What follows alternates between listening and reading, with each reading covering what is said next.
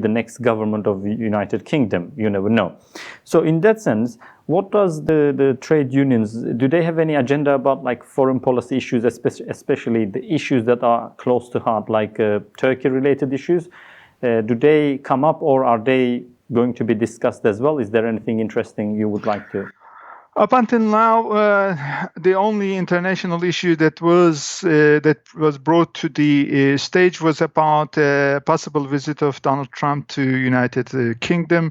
Obviously, workers hate Donald Trump precisely because a very recent comment by Trump on Twitter about unions in United States, and there is obvious solidarity between unions in different countries. So the chairwoman of the Trade Union Congress made it very clear that Donald Trump is not welcomed in the United Kingdom, and Trade Union Congress is going to see through that. They are going to have thousands, in fact hundreds of thousands of people protest against such a visit if it ever happens.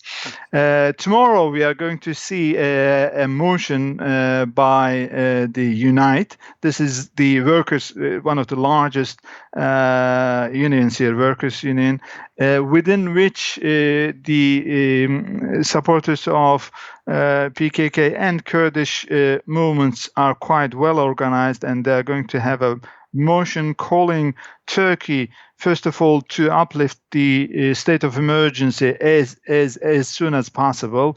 Second, release Abdullah Öcalan from jail together with other political prisoners, and stop its policies of isolation and exclusivism with regards to the Syrian Kurds, and find a way of peaceful coexistence with the PYD that is active in the north of Syria. So by and large, I can say the workers are going to support the Kurdish Workers' Party, PKK, and its policies in Turkey. But the motion also touches to other opposition groups or persecuted groups in Turkey. The numbers of over 100,000 people who have lost their jobs.